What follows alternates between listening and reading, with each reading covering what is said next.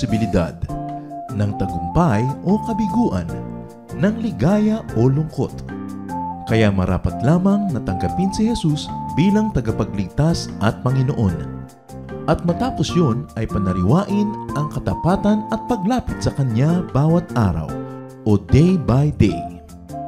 Ang day by day ay naglalayong umalalay sa pang-araw-araw na pamumuhay. Narito po si Kuya Ed Lapis sa mensaheng pinamagatang Love and the Fellowship.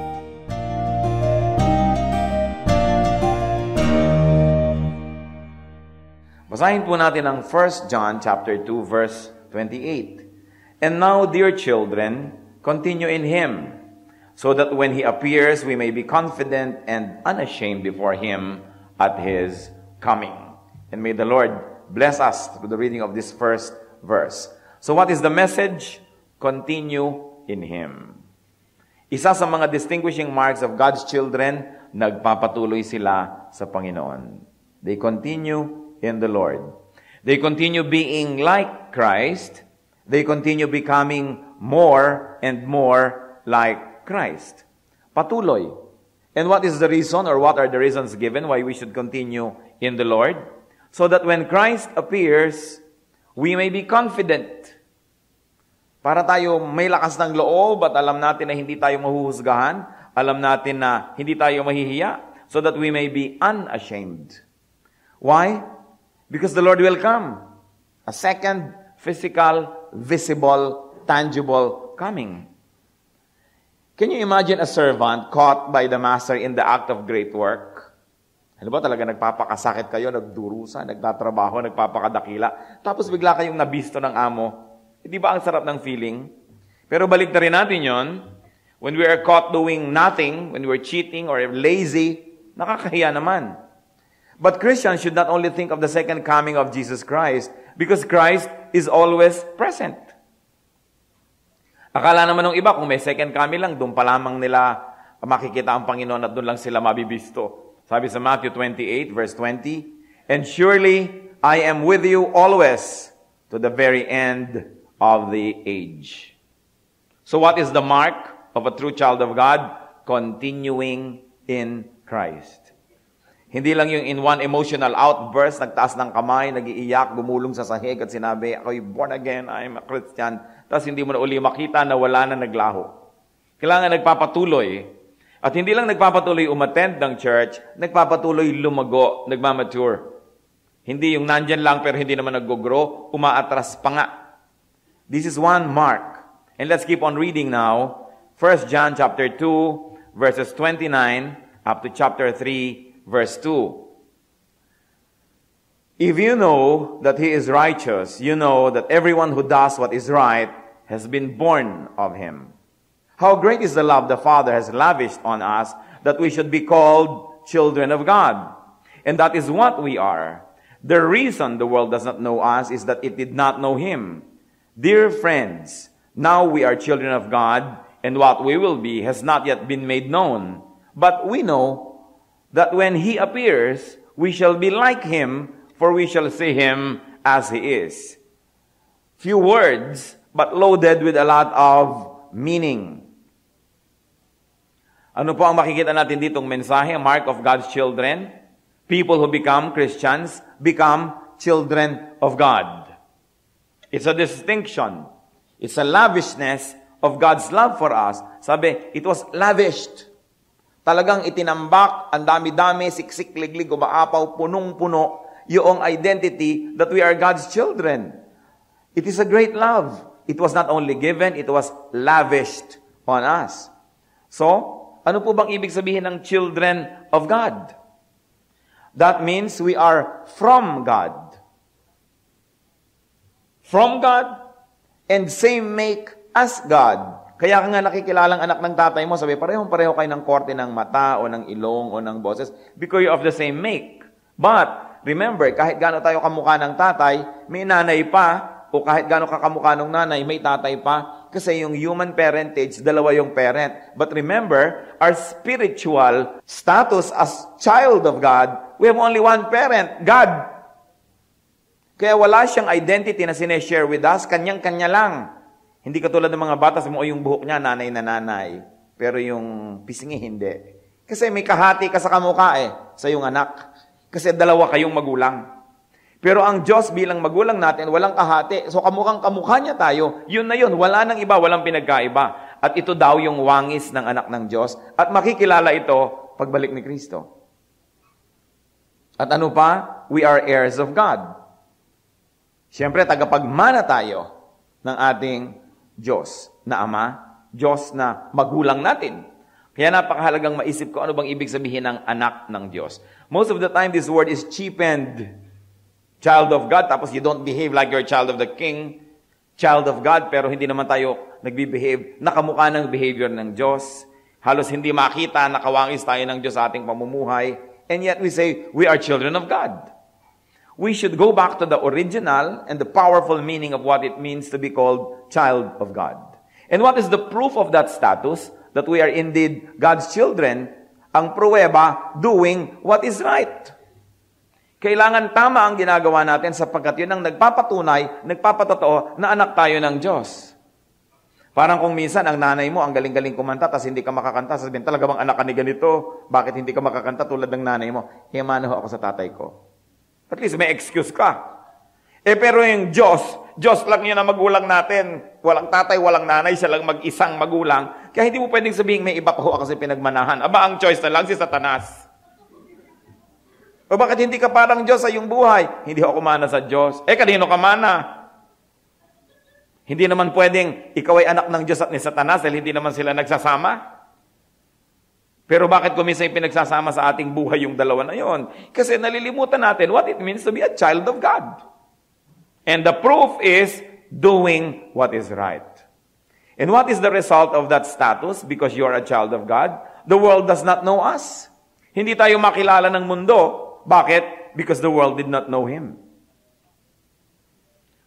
Sasabihin ng mga kaibigan natin na dati na mga nasa sanlibutan pa, hindi ko maintindihan ang nangyari dyan sa tao na yan. Nag-Bible study lang, na-born again lang, nagkaganyan na. Ayaw nang sumama sa atin sa ginagawa natin. Bakit siya na iba? Bakit na iba ugali? Na iba ang pananamit? No? Nung araw, sinisipon yan sa lalim ng kanyang likod, ng baro. No? Ngayon, bakit nabalot itong parang lumpia? Weird, sabing ganon. Hindi ko sila kilala, iba na siya. It is to our distinction na naiiba tayo. Kasi hindi naman kilala ng mundo ang Diyos. Kaya ang mga anak ng Diyos, nahihirapan din silang makilala at maunawaan. But of course, let us make sure na kaya tayo hindi maunawaan dahil sa ating kabanalan. No? Hindi dahil sa ating kakulitan, hindi dahil sa ating self-righteousness. Many Christians are so hot in the Lord, they are burning, that they scorch everyone around them. Na sobra kang spiritual, gusto mo nang igaya lahat ang tao sa iyo. Magdadasal ka lang para sa pagkain, nag-sermon ka na. Kaya tuloy tayo nakakainisan at nakakayamutan kumisan kasi talagang weird. Pero kung ang pinagkaiba ay dahil tayo ay kamukha ng Diyos at nasa libutan na hindi, tapos dahil doon ayaw nila tayong kilalanin, hindi tayo makilala. Well, be glad. Because it is one of the proofs that indeed you have become God's child. Dahil tulad ng di nila kinikilala at ayaw kilalanin ang pamamaraan ng Diyos, ganoon ang nangyayari sa atin. Kabahan kayo, mga kapatid, kung kayo ay Kristiyano, tapos accepted pa rin kayo ng sanlibutan. Baka dahil tayo nakikipaglaro. Baka tayo ay nagko-compromise. There will be moments when we will not really be accepted. It is to be expected because neither did they accept the Lord. Ang Panginoon nga hindi tinanggap, ikaw pa ngayon ang tanggapin. Baka nasa ibang pamilya ka. Kaya yan ang isa sa mga marks, hindi ikinakalungkot ng Christian na hindi ka na ngayon naiimbita sa ganitong party, sa ganitong lakaran, kasi you are found to be killjoy. Dahil ayaw mo na ng ganito, ayaw mo na ng ganon, natural, may bago ka kasing status. So, we know God. And because we know God, we act and behave like God. The reason why many people do not know God is because they only know religion. And there's a great difference sometimes between religion and God. Between religiosity and godliness. Hindi lagi yun magkamukha. So anong nangyayari? The world may even hate us. Kuminsan nakakamuhian ang mga anak ng Diyos. But don't be surprised. John 15, verses 18 to 21. If the world hates you, keep in mind that it hated me first. If you belong to the world would love its own. As it is, you do not belong to the world, because I have chosen you out of the world. That is why the world hates you. Remember the words I spoke to you. The Lord speaking here. No servant is greater than his master. If they persecuted me, they will persecute you also. If they obeyed my teaching, they will obey you also. They will treat you this way because of my name, for they do not know the one who sent me. So the Lord says this very clearly. Sabi, kung minahal ako ng mundo, di mamahalin kayo. Hindi ako minahal, di expectin nyo na hindi rin kayo mamahalin. Kasi we belong together. So ano pa ang masasabi natin dito tungkol sa status ng mga tao na naging anak ng Diyos? Yun daw kung ano mangyayari sa atin, it is unknown yet. What we will be?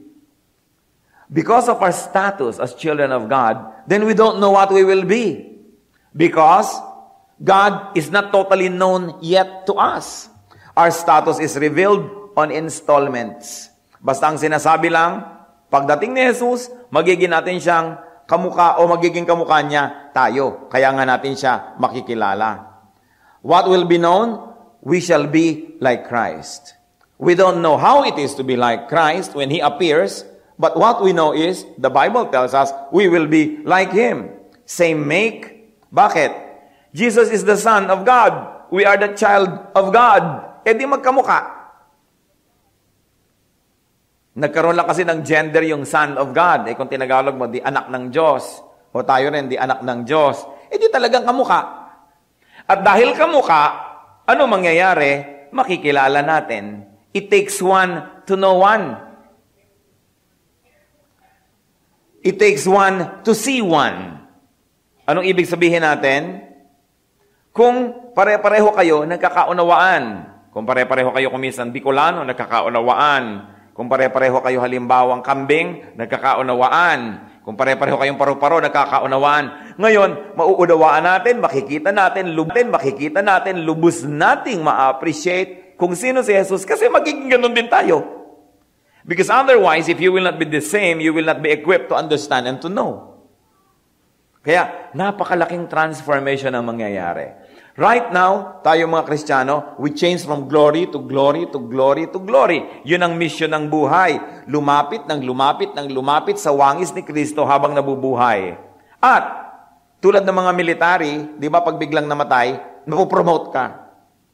Ba, colonel ka, nung namatay ka, naging kang general. Napopromote ka kasi pag namatay ka.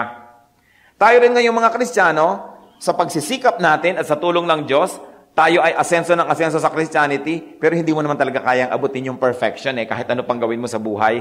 Ang mahalaga, you get better and better and better and better. You don't become sinless, but you sin less and less and less. So you become more and more and more like Christ. Pag namatay ka, biglang promote, kamukha agad ni Kristo. Kaya, pagbalik ni Kristo, makikilala natin siya. Kasi kamukha na niya tayo. Yung lubos natin siyang makikilala. Hindi ba kumisan may asawa ka, hindi mo masyadong maintindihan kasi na-meet mo lang kung saan, kapenpal mo, nagpakasal na kayo sa ilalim ng hagdan ng City Hall. Pagkatapos, nung umuwi ka sa kanila, sa Baknotan, La Union, nakita mo ngayon yung nanay, yung tatay, yung kapatid, nun mo nakilala lalo yung asawa mo, ay kaya naman pala ganito yung asawa ko, ubod ng daldal, ang nanay naman pala niya, talagang reyna ng daldalan sa Baknotan. Kaya naman pala ganito yung asawa ko kasi ganun yung tatay niya. Lalo nating nakilala. Higit doon, natin makikilala si Kristo. Pag nakita na natin yung tunay na environment, tunay na setting of His holiness, of His greatness, then we say, kaya naman pala wala nang ginawa ang Diyos, kundi turuan ako, utusan, tulungan na maging banal, maging banal, maging banal. Kasi ito pala talagang ibig sabihin ng context ng kabanalan at ng pagka-Diyos ng Diyos. Pero ang sinasabi ng Bible, hindi pa natin lubos alam ngayon kung ano mangyayari sa atin. Pero ang sinasabi sa atin, oras na bumalik si Kristo, kamukha niya tayo. Tayo ang gagawin kamukha niya. Kaya wala nang pagitan, wala nang gap, kasi magkakapatid tayo, magkakamukha tayo, pare-parehong anak ng Diyos. Napakataas na status na matawag na anak ng Diyos. Kasi ang isa pa lang ngayon na tinawag, si Jesucristo, anak ng Diyos. Tapos ikaw anak ka rin ng Diyos, kapatid natin si Kristo, ganun ba yun? Napakahirap unawain. Matataas ang mga diwa. You know why? Because the Bible says, I use human words because of your natural limitation. Kaya sometimes pag sabing kapatid, hindi naman ibig sabihin talaga yung literal na biological. Pag sinabing kamukha, hindi naman talaga ganun na ganun yon. Yun ay estimation of what it means. Because high and lofty and spiritual ideas become limited the moment you use words to describe them. Hindi ba kaya kumisan sobra kang saya, hindi po kayang sabihin ang salita ang aking saya. Di ba? Ganon tayo. Words cannot express what I feel. Because what you feel is spiritual and words are very physical. The moment you translate spiritual reality to the physical world, may nawawala siyang glory, may nawawala siyang ningning kasi limited ang physical world. And the Bible pa naman is puro words, which represent spiritual ideas. Kaya sometimes, huwag ka masyadong serious dun sa literal word na yon. These are approximations of the higher and nobler meaning of the ideas. Kaya napakahalaga that when we read the Bible, when we hear the Word of God, we do it in a spiritual way. Meaning, hindi lang yung word, hindi lang yung mga tuldok, mga comma, hindi lang yon, kundi what it means in the spiritual realm. Halimbawa, mahal kita. Paano ko sinabi, inabutan kita ng isang basong tubig na malamig? Kasi ang init ng panahon. Halimbawa, mahal na mahal kita, sabi ko, inabutan kita ng pagkalamig-lamig na baso ng tubig. Winter. Ibig sabihin, hindi kita mahal. Gusto siguro kita sipunin. So, ibig sabihin, yung concept na mahal, itatranslate mo into something literal. The translation and the symbolisms can be wrong. The reading can be wrong. Diba? Kumisan, bibigyan mo ng pangkamot ng likod na wood carving from Paete, may cutex pa yung kukunong kamay ng wood carving. Sa isang tao, may taong natuwa, wow, mahal niya ako, gusto niyang makamot ko ang likod ko.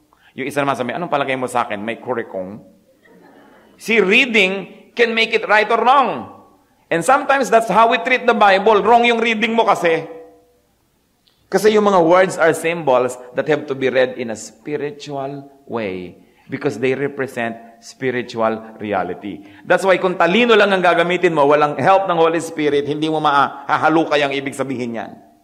Baka maligaw ka pa dahil kung ano-ano ang gagawin mong reading. That's why we always pray for revelation. Not a new revelation outside the Bible, but revelation how to understand what is written in the Bible. Yung ipagkaloob sa atin ng Panginoon, sapagkat ang malalalim na bagay, to quote Juan Labandera, sabi niya, ang malalalim na bagay ay hindi na pag-aaralan. Iya'y ipinagkakaloob ng Espiritu. Tama nga naman. So, mahalaga, makikita natin si Kristo. Kasi ngayon, alam nyo ba, kasi limitado ang pangunawa natin kay Kristo, dahil limitado ang ating pagiging kamukha ni Kristo, hindi natin siya laging nakikilala. Anong ibig sabihin? May ipapadala sa iyong tao para sawayin ka sa iyong bisyo. Maiinis ka pa. Huwag kang makialam sa akin, ha? Hindi mo ako palaki, hindi mo ako pinakain. Hindi natin nare-recognize na yung tao sugo ni Kristo. Kasi hindi natin kilala si Kristo. Kumisan may magsasabi sa iyo ng ganitong payo, ayaw nating sundin, matigas ang ating ulo. Pero kung talaga bang mga trompeta talagang lumabas si Jesus, sinabing tumigil kang manigarilyo, di ba dali-dali kang titigil? Kasi alam mo si Kristo yung nagsabi. Pero pag kami nagsasabi sa ating iba, hindi natin nakikilala, sugo ni Kristo, minsan tinatanggihan natin. In fact, marami nga pinagtatawanan pa Dahil sabihin, ay weird yan, kakaiba. Yung pala galing sa Diyos. Kasi hindi kilala yung Diyos. Paano makikilala yung pinadala? Pero sabi, when Christ appears, we shall know Him because we shall be like Him. Hindi ko kayang ipaliwanag sa inyo ng ganap ang gusto kong sabihin sa inyo. Ang panalangin ko, magkaintindihan tayo sa spiritual level. Kasi on the level of words, limited masyado. We have to go up to the spiritual realm to understand the deeper meanings of these words. Pero yung word naman ibinigay ni Lord, it should be enough for starters para tayo makapag-umpisang unawain ang ganitong mga bagay. So, ipagpatuloy natin basahin ang 1 John chapter 3, verses 3 up to 10. Everyone who has this hope in Him, meaning the hope of seeing Christ and the hope of becoming like Christ, purifies himself, just as he is pure. Everyone who sins breaks the law. In fact, sin is lawlessness. But you know what? That he appeared so that he might take away our sins, and in him is no sin. No one who lives in him keeps on sinning. No one who continues to sin has either seen him or known him. Dear children, do not let anyone lead you astray. He who does what is right is righteous, just as he, meaning Christ, is righteous. He who does what is sinful is of the devil, because the devil has been sinning from the beginning. The reason the Son of God appeared was to destroy the devil's work. No one who is born of God will continue to sin, because God's seed remains in him. He cannot go on sinning because he has been born of God. This is how we know who the children of God are and who the children of the devil are. Anyone who does not do what is right is not a child of God, nor is anyone who does not love his brother. Namnamin natin ang mga mabigat mga pangungusap na ito. Hindi biro-biro, lalo't inuunawa. People who become children of God do not live in sin. Yan ang isang distinction. Why? Because the fruit of knowing and understanding their status as children of God should be purification of self. Paglubos nating inunawa na tayo ay anak ng Diyos, galing sa Diyos, pupunta sa Diyos, kawangis ng Diyos, ang bunga nun, patuloy na paglilinis ng sarili, pamumuhay ng may kalinisan, getting cleaner and cleaner and cleaner. Because it is important. I was reading a news item some weeks ago about a Filipino who has become the first Mr. International. Beauty contest ng mga lalaki, yung mga lalaking totoo. No? Mr. International, Filipino ang nanalo. Pagkatapos, sabi niya, I'm a virgin. Si Madonna ba itong binabasa ko? Hindi. Filipino. At Mr. International, very good looking, ravishingly good looks. Tapos sabi niya, I'm a virgin. I don't have any sexual experience because I'm a Christian. So niya, naging Christian ako nung ako 11 or 12 years old. So up to now, siguro past 20 na siya, I'm a virgin because I'm a child of God. Pagkatapos sabi niya, my body is the temple of the Holy Spirit. Can you imagine Mr. International saying this? Samantalang ang click na click dyan you collect people and you collect experiences. Here comes somebody, a fresh wind that blows in this polluted planet that says, I'm a virgin. And is proud of it, not ashamed of it. Alam niyo doon sa mga Western civilization, pag 17 ka at virgin ka pa, napakalaking kahihiyan. Parang di ka mabili. Pero dapat ibalik natin yung purity sa ating buhay. Dapat ang tinitingala ng mga young people, yung ganitong mga images, hindi yung mga puro kasalanan sa buhay, tapos yun ang bida, yun ang kinokopya. Why do we keep ourselves pure? Because we are God's children. Mahirap bang maintindihan yun? We are God's children. And the church is betrothed to the Lord. The church is engaged to the Lord. And an engaged person keeps himself and herself pure and clean, not only for the wedding, but also for the marriage and the whole duration of the marriage. So the Christian person and the church must be pure for Christ. Purity is one of the important signs that a person is really in God. It's not 100% sinlessness, but it is an ongoing improvement and improvement and improvement. Sign yun na talaga ang Diyos nasa atin. Ngayon, kung hindi tayo nag-i-improve, paatras pa, magduda-duda na kayo konti. Mahirap naman yung sobra kayong at peace. I'm at peace with the Lord. Yung pala, hindi ka anak. Kasi meron naman pwedeng mga tingnan na mga sign Ephesians 5:25-27. Husbands, love your wives, just as Christ loved the church and gave himself up for her to make her holy, cleansing her by the washing with water through the word, and to present her to himself as a radiant church without stain or wrinkle or any other blemish, but holy and blameless. Ganon daw ang pag-ibig ng Diyos sa kanyang church. And the Lord likes to see a church, the bride, as holy, cleansed, and washed. Radiant, walang gusot, walang bahid, walang mancha. Banal, at wala kang maipintas. Yun daw yung church. Now, of course, sabi nyo, kaya ba ng tao yan? Hindi yata ako kasali. Kasi kung honest tayo, alam natin, hindi tayo to. Dahil meron naman tayong mancha, meron naman tayong gusot, meron naman tayong dumi. But remember, there are two forms of holiness. One, actual holiness, which is your actual deeds, your actual life, your lifestyle. And that should keep on improving and improving and improving and improving. Then there is a second kind of holiness, legal holiness. Those who believe in Christ, those who have Jesus Christ as their Savior and Lord, are declared perfect and holy because the holiness of Jesus is transferred to them. That we enjoy in eternity, we don't achieve that. Christ achieves that.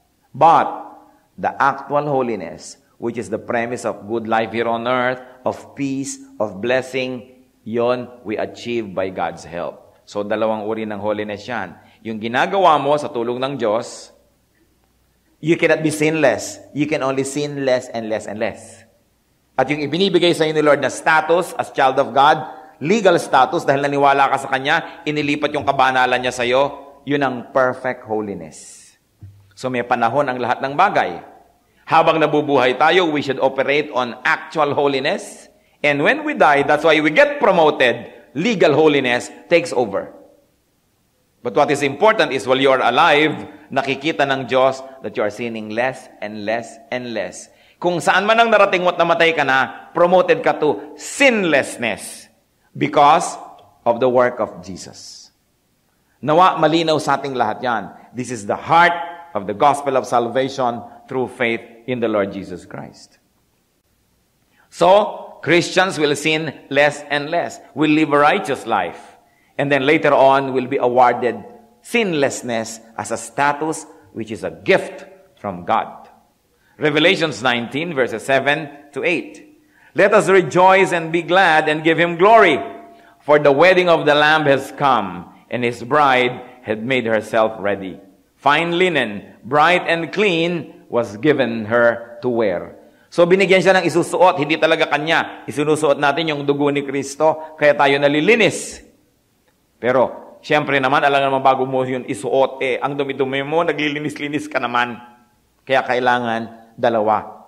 We work hard to sin less and less, and with the work of Jesus, which we receive as a gift, we totally become sinless when we face God on Judgment Day.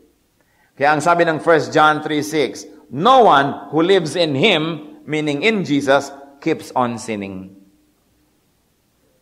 Pastor, paano ho yan? Ang dami-dami ko hong asawa. Pwede ho ba ako maging born again, maging Christian? Siyempre, pwedeng-pwede. You should sin less and less and less. Yun ang tunay at patunay na naging anak ka nga ng Diyos. Kasi kung babalik ka rin lang sa dati, hindi ka naman siguro nagkaroon ng spiritual experience. Why? 2 Corinthians 5:17 tells us, if anyone is in Christ, he is a new creation. The old is gone. The new has come. So, paubos ng paubos yung old, palaki ng palaki yung new. Dapat ganun ang nangyayari sa atin. Hindi pwede yung i-maintain mo rin lahat ng kasalanan mo, tapos confess ka ng confess araw-araw. Malaki naman ako mag-donate. Sasabihin pa nung iba, akala pwedeng suhulan ng Diyos.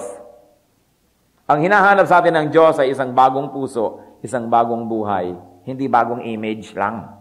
Kailangan dito sa loob. And why not live in sin if you are of God? Because Christ is sinless. Yung Diyos mo, yung tagapagligtas mo, yung magulang mo, sinless, di dapat sinless ka. Because Christ appeared to take away our sins. To take away sin. The purpose why Christ appeared on earth is to destroy sin, to take it away. So, hindi pwedeng naging anak na ako ng Diyos, itatago ko na lang dito yung sin ko, tatakapan ko ng dugo ni Kristo, tapos nasa loob pa rin. Sugat man at bulok pa sa loob, balutin mo man ng kung ano-ano, lalong nabubulok.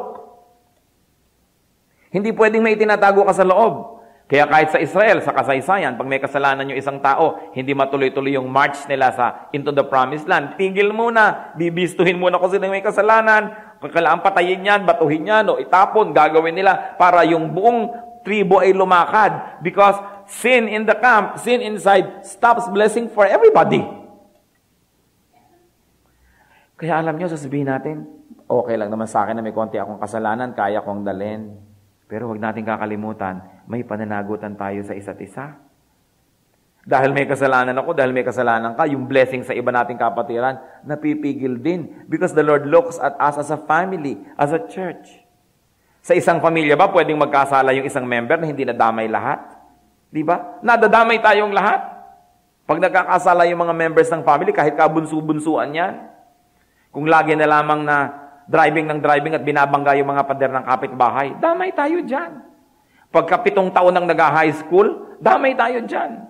Pagka meron tayong kapatid na naging single mother, damay tayo dyan.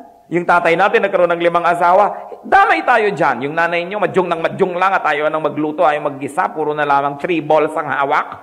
No? Ano nangyayari? Nadadamay tayong lahat. Ganon din sa church. Pagka tayo'y nagkakasala, we sin not only against ourselves, but also against our brothers and sisters. Because blessing is withheld. Nababarahan ang pagpapala. Christ sacrificed Himself to cleanse us. Christ cleansed us for a new start, a new life. Huwag natin kakalimutan, new life ang ibig sabihin na maging Kristiyano. Pero huwag nang binabalikan yung mga dati na. Yung iba kasi magiging Christian, Lord, makasalanan po ako, kakalimutan ko na itong kasalanan na ito, itatapon ko na, ito itatapon ko na. After 3 months, binabalik-balikan na. Anong sabi sa Bible? The dog returns to its own vomit. Nakakakita kayo ng aso, binabalikan yung suka niya. Sabi natin, kadiri naman. Ganon ang Kristiyano na binabalikan ang kasalanan. Isinuka na, kakainin na naman.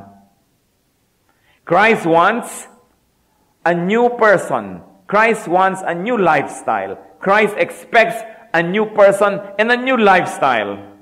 So do not trivialize Christ's death and sufferings. Huwag nating maliitin. Salvation is free, but it is not cheap because Jesus paid for it with His life. Tuwing nagko-confess tayo kay Lord, humihingi tayo ng dugo para tayo linisin. Hindi yata madali yun. Pero binibigyan tayo dahil gano'n na lang ang pag-ibig ng Diyos sa atin. Pero huwag naman nating abusuhin, confess ka na lang ng confess, hingi ka ng dugo para kalinisin, tapos bukas yun na naman. Let's not trivialize and cheapen what it means to confess. Because whenever you go free, whenever you are set free, whenever you are forgiven, someone pays, and that someone is Jesus. Akala natin, utang ka ng utang sa tindahan, tapos nabubura. Siyempre may nagbabayad, yung magulang natin na bayad ng bayad nun.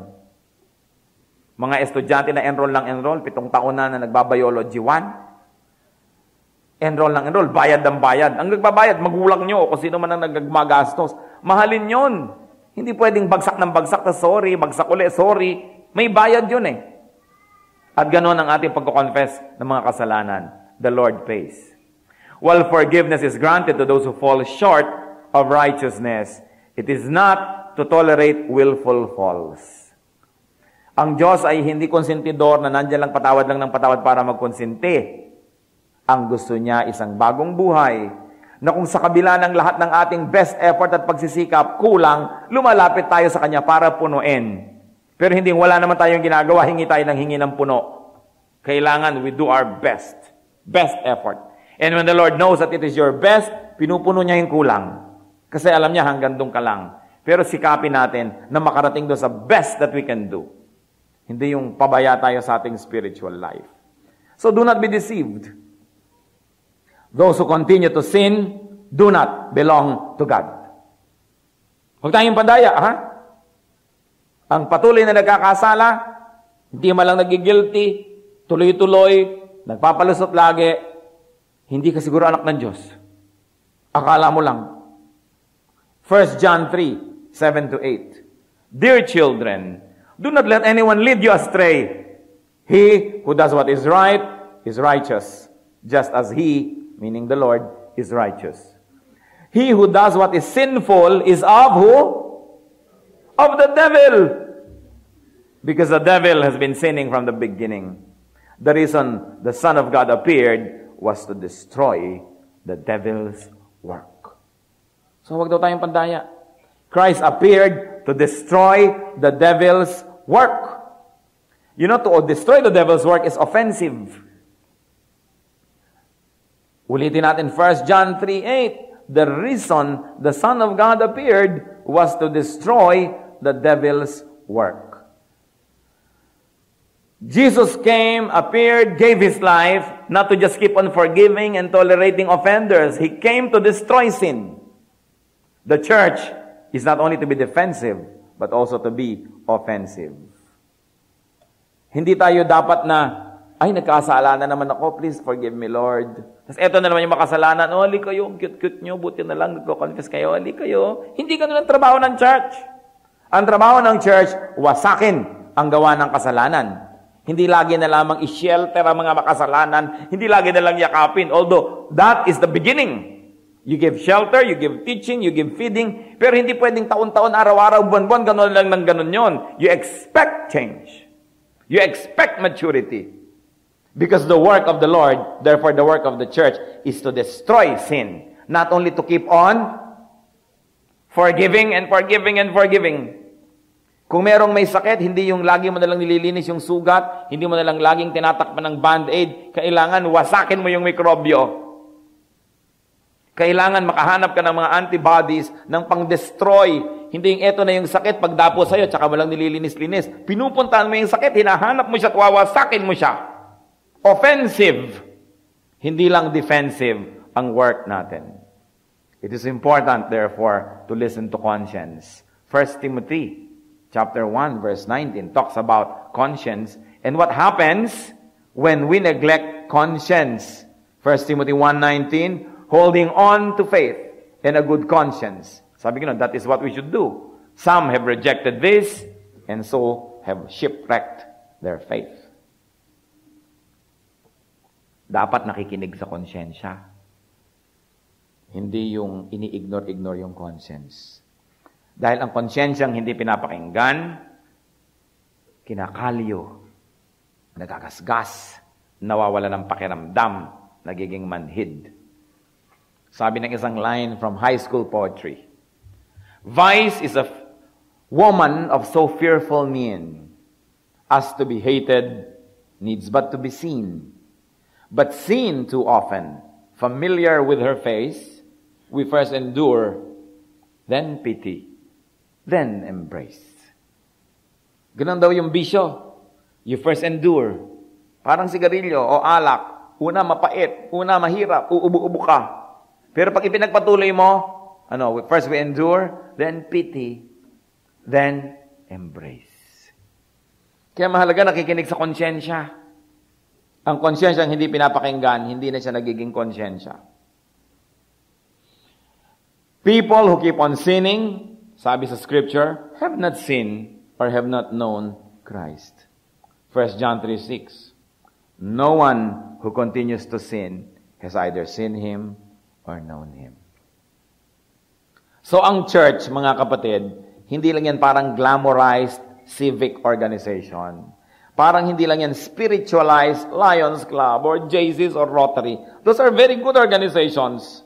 Pero ang church, iba. Ano ang work ng church? To destroy the work of the devil. Kaya when you join the church, when we participate in the church, when we call ourselves children of God, therefore, spiritually we are members of the church, whether or not that becomes official or legal or formal, when you are a child of God, you are a member of the church of the Lord. Hindi pwedeng hindi ka magbago. Hindi pwedeng i-maintain mo ang dati mong lifestyle. Kasi hindi yun ang ibig sabihin ng church. The church accepts you for starters. And then the church changes all of us through responsible teaching of God's Word, encouragement, fellowship, helping one another. This is what the church is all about. Kaya hindi kayo pwedeng maging tunay na church member nang umaattend-attend lang kayong linggo, uupo lang kayo ng 1 oras, 2 oras, nag-aapurang umalis, huling dumating, unang umalis. Nagte-text pa yung iba habang nagme-message. Tapos sasabihin mo, member ka lang church. Hindi totoo yun. It's a lie. A true member gives and gets to the church and from the church. Sabay yun. Because life is giving and receiving. Giving and receiving. Hindi pwedeng nag-give ka lang o nagre-receive ka lang. One way yon. It is be giving and receiving. And you participate in the life of the church. That the church is never the same if you are not there. That because you are attending church, you are responsible to all of us. You are responsible to yourself and to us to have a holy life. And we are responsible to you and we are answerable to each other. That is what the church is all about. But even church membership has been cheapened these days. Sa dami naman ng church, bawat kanto may church. Kaya dali-dali magpalipat-lipat. Sabi, saan ba tayo ngayon? Ay, tananghali tayo ng gising. Dito tayo ngayon sa Marikina. Kasi malapit-lapit. O maaga tayo, doon tayo sa Quezon City. Uy, magsa-shopping nga pala tayo, doon tayo sa church in the mall. Para pagkatapos, shopping na. Hindi naman masamang ginagawa yung lahat ng bagay na yon kung nagiging fringe benefit na lang. But if you're attending church just because of those things, mag-isip-isip. Umaten tayo kung saan tayo nababago. Hindi yung kung saan ka lang natuto. Doon tayo kasi maraming joke. Abay, kailangan magpunta kayo sa comedy house. O doon tayo maraming iyakan. Gusto ko kasi umiiyak-iyak kayo. Maganda pakiramdam ko, nakaiyak ako. Manood kayo ng mga pelikula Tagalog. At nang mapaiyak kayo. Sa pangit ng pelikula. Ganon din naman yung mga pelikula Ingles, nakakaiyak din. Bihira na yung nakakapagpa-uplift sa'yo. So ano? Bakit tayo nasa church? Tanungin nyo nga katabi nyo, bakit ka nga ba narito? Ano't narito ka? Narito tayo for two things. To be comforted. Because life is so cruel. And we need comfort from the Lord, comfort from God's Word, and comfort from God's people. We are here to be comforted. Number two reason, we are here, to be bothered, to be disturbed. We are here to be afflicted. Why? Sometimes because we forget our duties. We forget who we are. We forget our identity as God's people. So we have to be afflicted. Kailangan bugbugin ka, sampal-sampalin ka, pagulong-gulungin ka, gulpihin ka ng salita ng Diyos. Kaya yung mga tunay na anak ng Diyos, bugbug, pasapasa pag-uuwi. Praise the Lord. Sabi ko. Kasi napalo ako, tinamaan ako. What's the point in listening to God's word kung hindi ka tinatamaan? Kaya yung iba, sasabihin pa sa katabi, siguro sinabi mo sa pastor na yun ang lihim ko, no? Bakit yan ang kanyang sinesermon? Sobra ka naman VIP para lahat gawing props, ikaw lang pala yung gustong kausapin. No? You have a very bloated concept of self-importance if you think the pulpit would be used for you personally.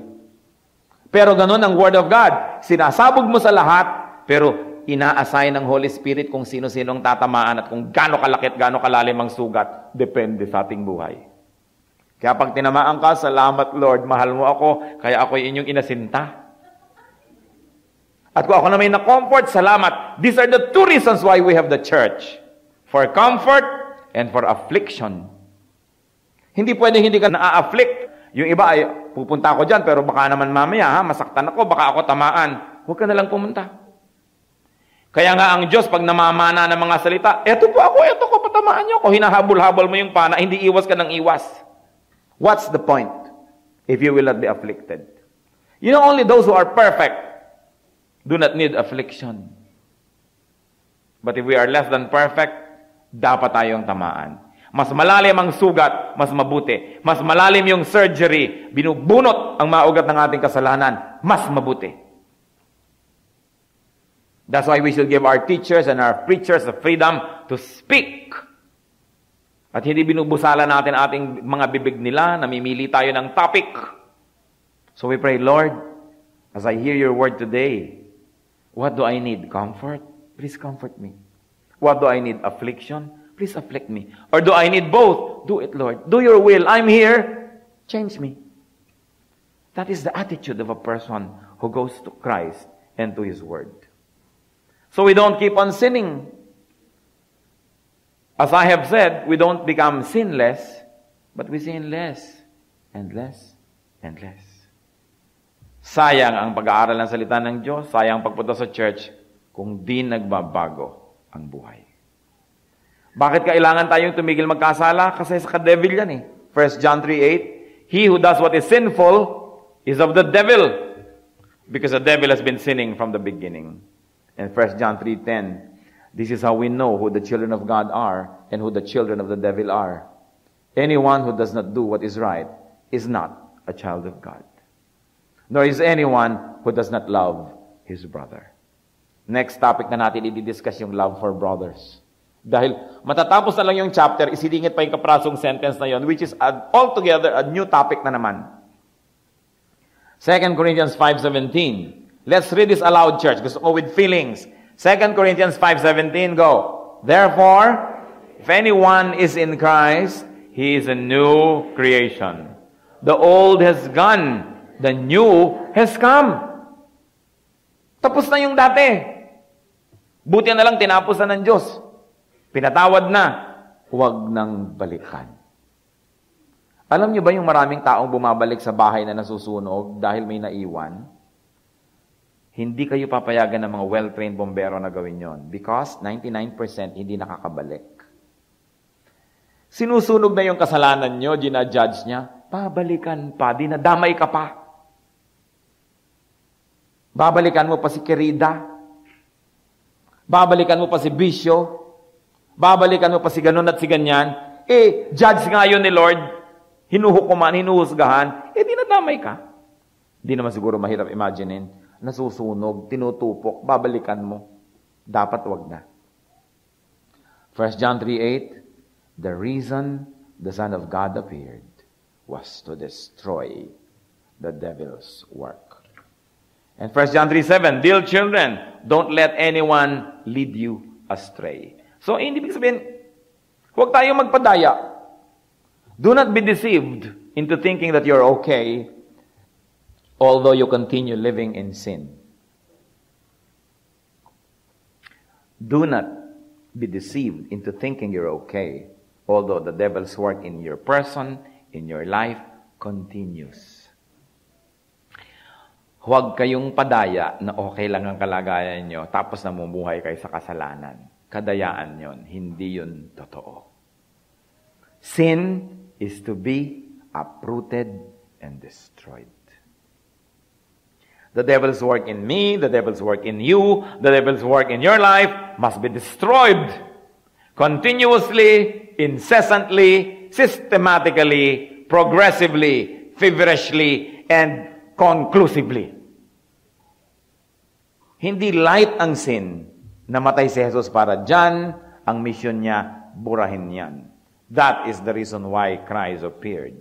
So the devil's work in the world, kanina in you lang, in me, now in the world, must be destroyed continuously, incessantly, systematically, progressively, feverishly, and conclusively. Therefore, the work of the church is to destroy sin. Hindi lang ang church, parang halfway house, parang shelter, na yung merong sin, pumunta kayo dito, tuturuan namin kayo, mamahalin namin kayo, mamahalin dito tayo sa ating maliit na church, nagmamahalan tayo, nagtutulungan tayo, may little corner of the world ng kabanalan. Hindi yun ang concept ng church. The church is to strengthen the members and the believers so we can go out to the world and destroy sin. So, hindi pwede na nagbabanal-banal tayo lang sa loob lamang ng four walls natin, atin lang yung kabanalan. Tapos sige, paglabas mo uli sa mundo, bahala ka na. The church is to go out, march as an army, and destroy sin. Yun ang participation natin sa society. We are a voice.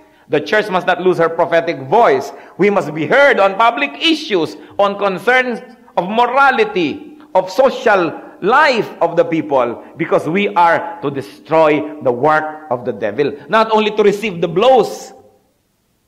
Heto na, gulpi ka na ni Satanas, nasira yung tao para tayong ospital.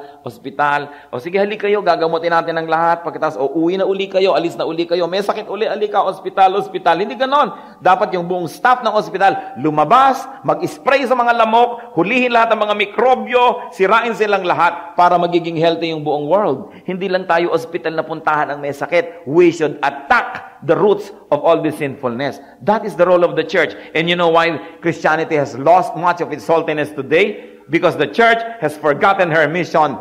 The mission of Christ is to destroy the work of the devil. Hindi pwedeng react lang tayo ng react. The church must act. Hindi pwede na tayo defensive lang. Dapat offensive. March and destroy the work of the devil. We should unmask the work of the devil. Expose it so that it can be destroyed in our society. So dapat tumigil tayong mag-function na parang maliit na fraternity, sorority, come here. We feel at home in our little corner of the world. At ito lang yun. Kailangan palawakin yung church because the earth is the Lord's. Progressive, militant yung work dapat ng church. Hindi lamang reactive. Napakahalagang isipin. But we begin with self. How can we change the world if ourselves have not changed? We have to destroy the work of evil and reconquer the world, but we begin with ourselves.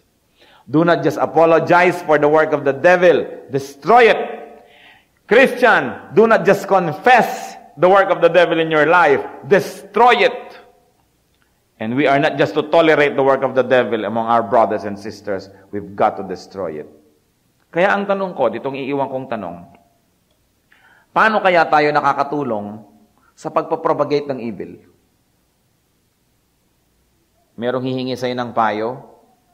Alam mo, parang gusto kong lasunin ng nanay ko eh. Kasi uncool. Tapos etong lason. Kasi nilaso ko na yung nanay ko.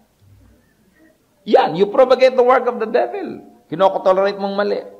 May mga magkakaibigan, alam mo, kumare, parang I feel like having an affair. Oh, have that, that's fun.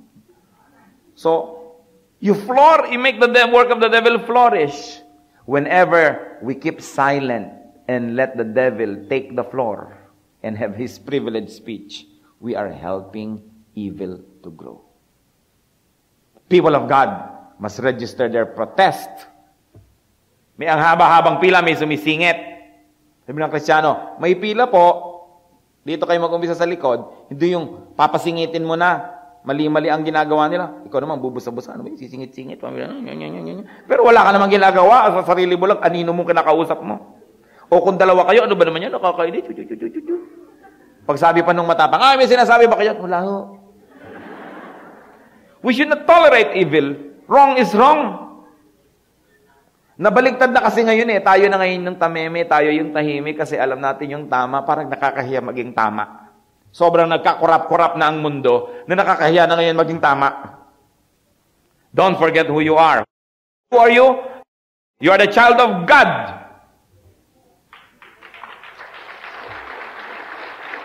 Hindi naman tayo child of the devil. So you protest. If you have to protest, wrong. Kailangang itama ang mali. Stop being passive. We should be more active. Sobrang corruption sa gobyerno. May ginagawa ba mga Kristiyano? Baka isa pa kayo naglalagay.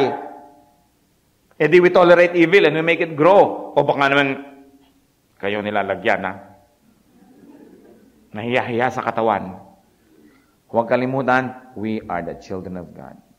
Kung yung bayad doon, mas konting inuwi kong pera, let it be the bayad. Bakit? Si Kristo nagbayad din naman para ako maging anak eh. Ba't hindi ako magbayad para maging anak niya? Siya lang ba magbabayad? Pareho lang tayong magbayad. Tayo naman yung nag-benefit. Hindi lang tayo Kristiyano pag magaan, maluwag, masarap. Kristiyano pa rin tayo kahit mahirap. Dahil, we should be on the side of God. No matter what. Madaling sabihin yan, mahirap gawin. But sabi sa Bible, I can do all things through Christ who gives me strength. It is difficult, but not impossible. Let's bow before the Lord, church. What sin must we destroy? First in our lives, then in our environment, in our home, in our church, in our country, in our society. Stop just taking the blows. Stop just reacting. Behave as a child of God. So in silence, let's spend some time with the Lord. Humingi tayo ng mga conclusion from the Lord.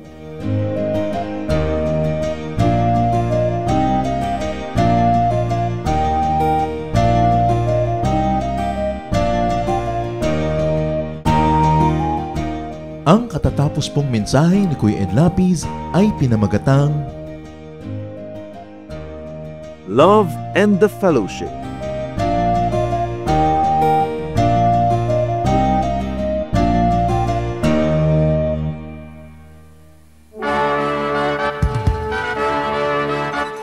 Halina't sama-samang sumamba at magdiwang sa Day by Day Jesus Celebration kasama si Kuya Ed Lapiz. Sa bulwagan ng Panginoon, one Sunday a month. All other Sundays, sa mga Day by Day mini bulwagan ang pagtitipon. Para sa buwan ng Marso, gaganapin ito sa March 16 sa Le Pavilion, EDSA Extension Corner Roas Boulevard, Met Park, Bay Area Central Business District, Pasay City. 7 a.m. ang First Jesus Celebration, 9 a.m. ang Second Jesus Celebration, at 11 a.m. ang Third Jesus Celebration. Para sa updates at schedules ng ating gawain, bisitahin ang Day by Day Friends, ang ating official Facebook page. Mag-email sa daybydayoffice@gmail.com o mag-text sa 0917-549-2624.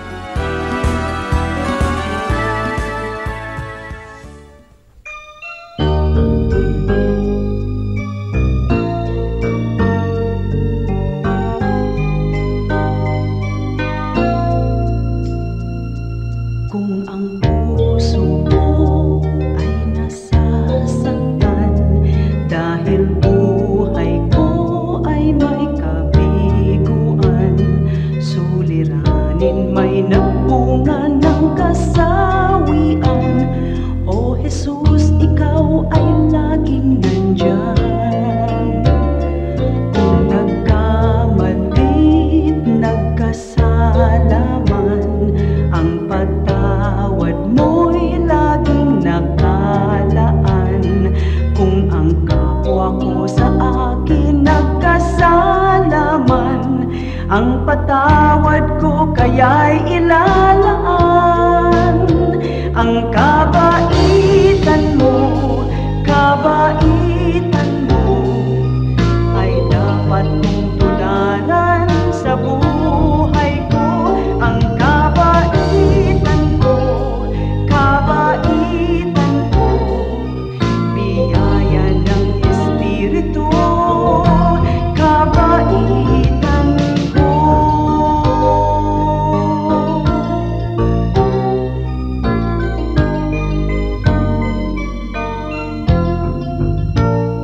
Kung nagkamali't nagkasalaman, ang patawad mo'y laging nakalaan. Kung ang kapwa ko sa akin nagkasalaman, ang patawad ko kaya'y ilalaan. Ang kabaitan mo ay dapat mong tularan sa buhay ko. Ang kabaitan ko, biyaya ng Espiritu, kabaitan ko.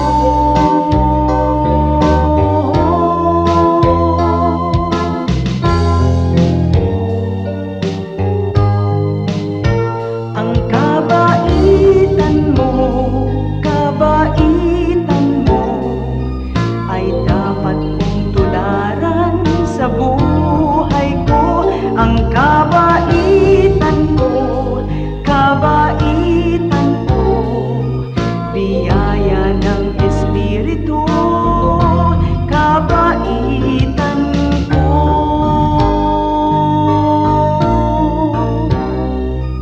Biyaya ng Espiritu, kabaitan ko.